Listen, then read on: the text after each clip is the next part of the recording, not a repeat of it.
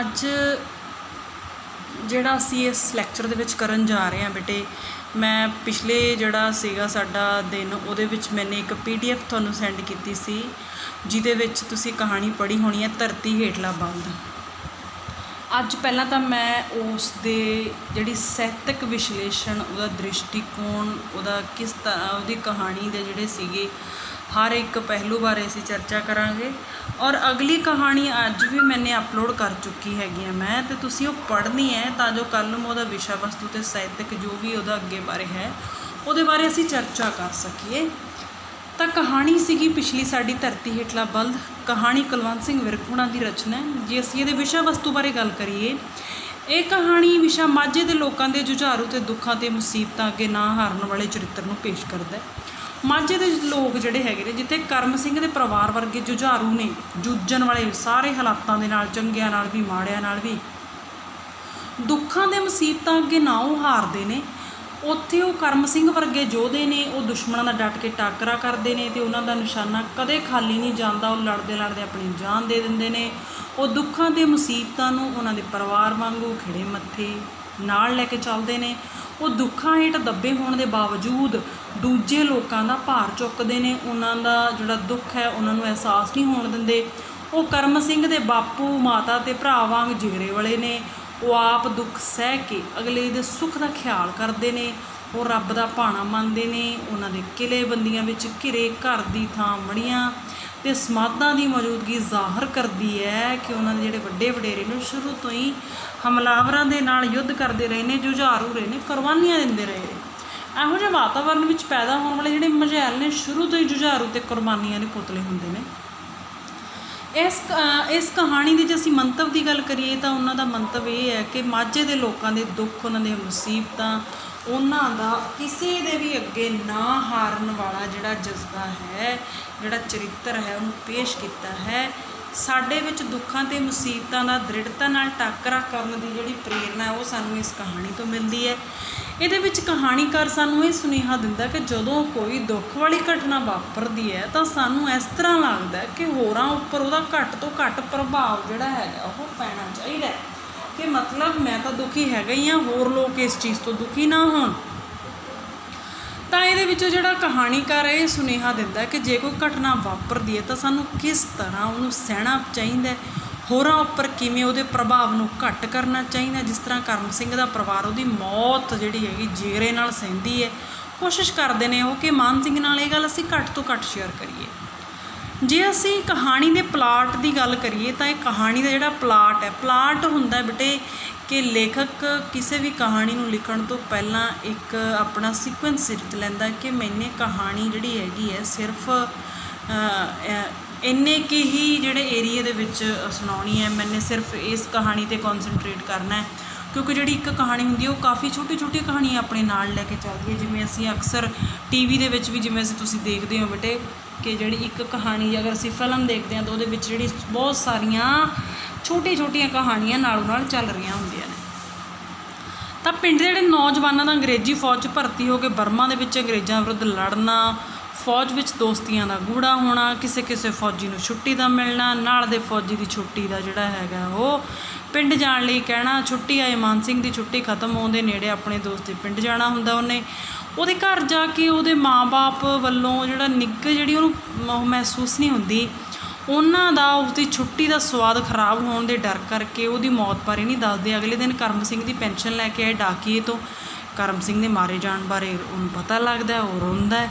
ਕਰਮ ਸਿੰਘ ਦੇ ਰੋ ਰਹੇ ਬਾਪ ਦਾ ਉਸ ਤੋਂ ਜਿਹੜੀ ਗੱਲ ਲੁਕਾ ਕੇ ਰੱਖਣ ਦਾ ਉਹ ਕਾਰਨ ਪੁੱਛਦਾ ਅਤੇ ਮੁੜਦੀ ਵਾਰੀ ਮਾਨ ਸਿੰਘ ਜਿਹੜਾ ਹੈਗਾ ਮਾਝੇ ਦੇ ਪਿੰਡਾਂ ਦੁਆਲੇ ਬਣੇ ਕਿਲ੍ਹਾ ਨੂਵੇਂ ਕੰਧਾਂ ਅਤੇ ਥਾਂ ਥਾਂ ਸ਼ਹੀਦਾਂ ਦੀਆਂ ਸਮਾਧਾਂ ਵੇਖ ਕੇ ਉਹਨੂੰ ਮਹਿਸੂਸ ਹੁੰਦਾ ਕਿ ਇਹ ਲੋਕ ਵਾਕਈ ਜੁਝਾਰੂ ਚਰਿੱਤਰ ਦੇ ਨੇ, ਜੂਝਦੇ ਨੇ ਹਰ ਤਰ੍ਹਾਂ ਦੇ ਹਾਲਾਤਾਂ ਦੇ ਨਾਲ।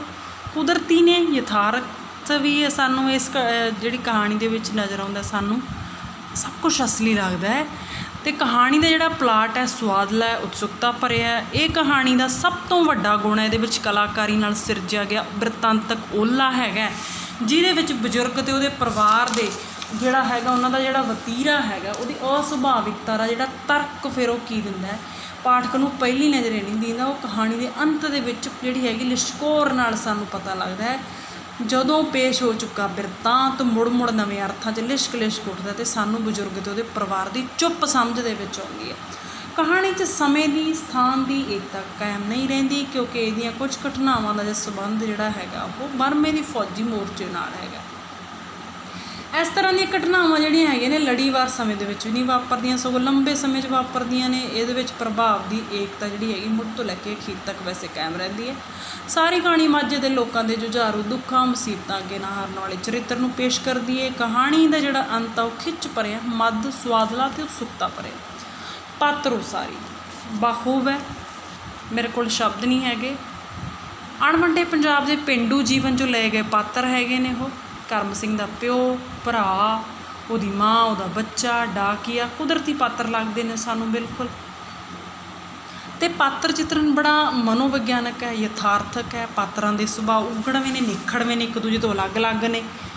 ਅਤੇ ਜਿਹੜਾ ਉਹਦਾ ਫਾਦਰ ਹੈਗਾ ਕਰਮ ਸਿੰਘ ਦਾ, ਉਹ ਸਾਨੂੰ ਮੁੱਖ ਕਿਰਦਾਰ ਮਹਿਸੂਸ ਹੁੰਦਾ ਕਹਾਣੀ ਦਾ।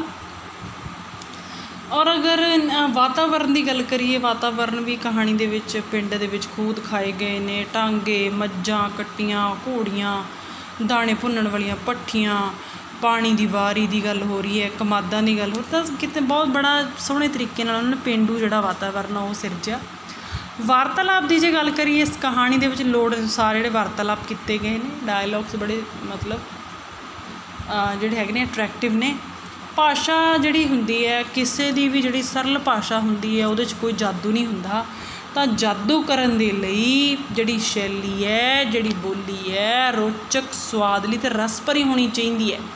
ਤਾਂ ਇਹਦੇ ਵਿੱਚ ਜਿਹੜੀ ਬੋਲੀ ਯੂਜ਼ ਕੀਤੀ ਗਈ ਹੈ ਉਹ ਕੇਂਦਰੀ ਪੰਜਾਬੀ ਕੀਤੀ ਗਈ ਹੈ, ਮੁਹਾਵਰੇਦਾਰ ਕੀਤੀ ਗਈ ਹੈ। ਸਿਰਲੇਖ ਉਹਨਾਂ ਨੇ ਲਿਆ ਹੈਗਾ, ਦੇਖੋ ਧਰਤੀ ਹੇਠਲਾ ਬਲਦ, ਬੜਾ ਢੁਕਵਾਂ, ਬੜਾ ਫਵਵਾਂ ਸਿਰਲੇਖ ਹੈ। ਮਿੱਥ 'ਤੇ ਆਧਾਰਿਤ ਹੈ ਕਿ ਜਿਵੇਂ ਆਪਾਂ ਕਹਿੰਦੇ ਹਾਂ ਵੀ ਧਰਤੀ ਦਾ ਸਾਰਾ ਜਿਹੜਾ ਵਜ਼ਨ ਹੈਗਾ ਜੀ ਉਹ ਕਿਸੇ ਬਲਦ ਨੇ ਆਪਣੇ ਸਿੰਘ 'ਤੇ ਚੁੱਕਿਆ ਹੋਇਆ। ਤਾਂ ਜਿਹੜਾ ਮਾਨ ਸਿੰਘ ਹੈ ਉਹਨੂੰ ਕਰਮ ਸਿੰਘ ਦਾ ਪਿਓ ਬਿਲਕੁਲ ਹੂਬਹੂ ਉਸ ਬਲਦ ਵਰਗਾ ਲੱਗਦਾ ਹੈਗਾ। ਤਾਂ ਸਿਰਲਾਕ ਬੜਾ ਹੀ ਇਹਦੇ ਵਿੱਚ ਜਿਹੜਾ ਹੈਗਾ ਉਹ ਦਿਲ ਨੂੰ ਟੁੰਬਵਾ ਹੈਗਾ, ਫਵਵਾਂ ਹੈਗਾ, ਸਾਹਿਤਕ ਗੁਣਾਂ ਨਾਲ ਭਰਪੂਰ ਹੈ। ਕਹਾਣੀ ਪ੍ਰਸ਼ੰਸਾ ਦੇ ਯੋਗ ਹੈਗੀ ਹੈ। ਤਾਂ ਤੁਸੀਂ ਜਿਹੜਾ ਹੈਗਾ ਅੱਜ ਇਹ ਸਿੱਖਿਆ ਹੈਗਾ ਕਿ ਸਾਹਿਤਕ ਜੇ ਸਾਨੂੰ ਪੜਚੋਲ ਆਉਂਦੀ ਆ ਕਿਸੇ ਵੀ ਕਹਾਣੀ ਦੀ, ਕੋਈ ਵੀ ਹੋਵੇ, ਅਸੀਂ ਪਹਿਲਾਂ ਉਹਦੇ ਵਿਸ਼ਾ ਵਸਤੂ ਦੀ ਗੱਲ ਕਰਾਂਗੇ। ਅੱਗੇ ਪਿੱਛੇ ਹੋ ਸਕਦੇ ਨੇ ਪੁਆਇੰਟਸ, ਇੰਨੀ ਗੱਲ ਨਹੀਂ ਕਿ ਤੁਸੀਂ ਇਸ ਸੀਕੁਐਂਸ ਦੇ ਵਿੱਚ ਲਿਖਣਾ ਹੈ, ਪਰ ਆਪਾਂ ਚਰਚਾ ਕਿਸ ਕਿਸ ਚੀਜ਼ 'ਤੇ ਕਰਨੀ, ਉਹਦੇ ਵਿਸ਼ਾ ਵਸਤੂ 'ਤੇ, ਉਹਦੇ ਉਦੇਸ਼ 'ਤੇ, ਉਹਦੇ ਪਲੋਟ 'ਤੇ, ਉਹਦੇ ਜਿਹੜੇ ਪਾਤਰ ਹੈਗੇ ਨੇ, ਵਾਤਾਵਰਨ 'ਤੇ, ਵਾਰਤਾਲਾਪ 'ਤੇ, ਭਾਸ਼ਾ ਸ਼ੈਲੀ ਔਰ ਸਿਰਲੇਖ 'ਤੇ। ਦੇਖੋ ਅਗਰ ਤੁਹਾਨੂੰ ਨਹੀਂ ਯਾਦ ਰਹਿੰਦੇ ਹੈਗੇ ਹੈ ਨਾ, ਤਾਂ ਅਸੀਂ ਸਭ ਤੋਂ ਪਹਿਲਾਂ ਜਿਵੇਂ ਮੰਨ ਲਓ ਆਪਾਂ ਕੋਈ ਕਹਾਣੀ ਆਪਾਂ ਲਿਖਣ ਲੱਗਦੇ ਹਾਂ, ਆਪਾਂ ਤੁਸੀਂ ਰਲ ਕੇ, ਸਭ ਤੋਂ ਪਹਿਲਾਂ ਸਾਨੂੰ ਕੀ ਹੋਣੀ ਚਾਹੀਦੀ ਹੋਊਗੀ, ਇੱਕ ਸਾਨੂੰ ਟੌਪਿਕ ਚਾਹੀਦਾ ਉਹ ਕਿਸ ਟੌਪਿਕ 'ਤੇ ਅਸੀਂ ਗੱਲ ਕਰਦੇ ਹਾਂ। ਤਾਂ ਵਿਸ਼ਾ ਵਸਤੂ ਪੁਆਇੰਟ ਨੰਬਰ 1, ਨੰਬਰ 2 'ਤੇ ਸਾਡਾ ਕੋਈ ਉਦੇਸ਼ ਹੋਊਗਾ ਉਸ ਚੀਜ਼ ਨੂੰ ਕਰਨ ਦਾ। ਇਸ ਲਈ ਹੁਣ ਜਿਵੇਂ ਸਾਡਾ ਇਸ ਲੈਕਚਰ ਦਾ ਉਦੇਸ਼ ਹੈ ਸਿਲੇਬਸ ਨੂੰ ਕਵਰ ਕਰਨਾ। 3 ਨੰਬਰ ਹੋਊਗਾ ਸਾਡੇ ਕੋਲ ਇੱਕ ਪ੍ਰੋਪਰ ਕੰਟੈਂਟ ਹੋਊਗਾ, ਪਲੋਟ ਹੋਊਗਾ ਵੀ ਅਸੀਂ ਇੰਨੀ ਕੀ ਕਹਾਣੀ ਸਿਰਜਣੀ ਹੈ, ਠੀਕ ਹੈ। ਉਸ ਤੋਂ ਬਿਨਾਂ ਅਸੀਂ ਉਸ ਕਹਾਣੀ ਦੇ ਪਾਤਰ ਕਿਹੋ ਜਿਹੇ ਨੇ, ਉਹਨਾਂ ਦੇ ਡਾਇਲੋਗਸ ਕਿਹੋ ਜਿਹੇ ਨੇ, ਉਹਨਾਂ ਦੀ ਲੈਂਗੁਏਜ ਕਿਹੋ ਜਿਹੀ ਹੈ, ਉਹਨਾਂ ਦਾ ਵਾਤਾਵਰਨ ਕਿਹੋ ਜਿਹਾ ਹੈਗਾ, ਉਸ ਕਹਾਣੀ ਦਾ ਸਿਰਲੇਖ ਕਿਹੋ ਜਿਹਾ ਹੈਗਾ। ਹਰ ਕਹਾਣੀ ਦੀ ਇਹ ਚੀਜ਼ 'ਤੇ ਜੇ ਅਸੀਂ ਮਤਲਬ ਖੁੱਲ੍ਹ ਕੇ ਚਰਚਾ ਕਰਾਂਗੇ ਤਾਂ ਉਹ ਹੋਊਗੀ ਉਸ ਕਹਾਣੀ ਦੀ ਸਾਹਿਤਕ ਵਿਸ਼ਲੇਸ਼ਣ, ਉਹਦਾ ਸਾਹਿਤਕ ਪੜਚੋਲ, ਉਹਦਾ ਸਾਹਿਤਕ ਦ੍ਰਿਸ਼ਟੀਕੋਣ ਤੋਂ ਉਹਦੀ ਪਰਖ। ਉਮੀਦ ਹੈ ਅੱਜ ਦਾ ਤੁਹਾਨੂੰ ਜਿਹੜਾ ਟੌਪਿਕ ਹੈ ਸਮਝ ਲੱਗਿਆ ਹੋਊਗਾ। ਮੈਂ ਇੱਕ ਚੀਜ਼ ਐਡ ਕਰਨਾ ਚਾਹੁੰਦੀ ਹਾਂ ਬੇਟੇ, ਹੁਣ ਤੱਕ ਹੋਏ ਸਿਲੇਬਸ ਦੇ ਵਿੱਚੋਂ ਚਾਹੇ ਗ੍ਰਾਮਰ ਹੈ ਚਾਹੇ ਉਹ ਕਹਾਣੀਆਂ ਨੇ, ਅਗਰ ਕਿਸੇ ਨੂੰ ਕੋਈ ਦਿੱਕਤ ਹੈ ਤਾਂ ਤੁਸੀਂ ਮੈਨੂੰ ਮੈਸੇਜ ਕਰ ਸਕਦੇ ਹੈਗੇ ਹੋ, ਤਾਂ ਜੋ ਜਿਹੜੀਆਂ ਆਉਣ ਵਾਲੀ ਜਿਹੜੇ 3-4 ਦਿਨ ਹੈਗੇ ਨੇ, ਤਾਂ ਜੋ ਜਿਹੜਾ ਆਪਾਂ ਹੈਗਾ ਉਹਨਾਂ ਨੂੰ ਸਮੱਸਿਆਵਾਂ ਨੂੰ ਸੁਲਝਾਉਣ ਦੇ ਲਈ ਲਗਾਈਏ। ਅਤੇ ਫਿਰ ਅਸੀਂ ਸਿਲੇਬਸ ਆਪਣਾ ਇਸੇ ਸਪੀਡ ਨਾਲ ਜਾਰੀ ਰੱਖਣਾ। ਕੋਸ਼ਿਸ਼ ਕਰੋ ਜਿਹੜੀ ਕਹਾਣੀ ਤੁਹਾਨੂੰ ਕਰਾਈ ਜਾਂਦੀ ਹੈ ਤੁਹਾਨੂੰ ਉਹਦੇ ਪਾਤਰ ਕਲੀਅਰ ਹੋਣ, ਕਹਾਣੀ ਪੜ੍ਹਨ ਦੀ ਪੂਰੀ ਕੋਸ਼ਿਸ਼ ਕਰੋ ਤਾਂ ਜੋ ਸ਼ਾਰਟ ਕੁਐਸਚਨਸ ਵੀ ਤੁਹਾਨੂੰ ਧਿਆਨ ਦੇ ਵਿੱਚ ਰਹਿਣ। ਮੈਂ ਚਾਹੁੰਦੀ ਹਾਂ ਥੋੜ੍ਹਾ ਸਿਲੇਬਸ ਆਪਾਂ ਇਸ ਤਰ੍ਹਾਂ ਆਪਣਾ ਵਾਹਵਾ ਸਾਰਾ ਹੋ ਜਾਵੇ, ਫਿਰ ਆਪਾਂ ਟੈਸਟ ਸ਼ੁਰੂ ਕਰਨੇ ਹੈਗੇ ਨੇ। ਤਾਂ ਇਮਾਨਦਾਰੀ ਨਾਲ ਪੜ੍ਹੋ। Best of luck. Thank you.